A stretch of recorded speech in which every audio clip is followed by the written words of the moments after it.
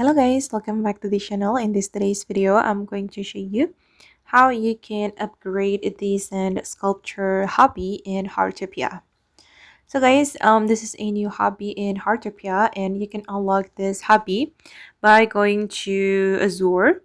And if you want to upgrade it, you can go back to Azure, and then you're going to purchase this item, the Sand Sculpting Hobby upgrade ticket. You can buy it with 50 wishing stars, and then you're going to go to the hobby menu on your watch and select the Sand Sculpture Hobby, and then you're going to click on this hobby upgrade, and it needs one ticket. So make sure you purchase the ticket from Azure, and you're going to upgrade the hobby here. And upgrading hobby, guys, will give you more types of sand sculptures.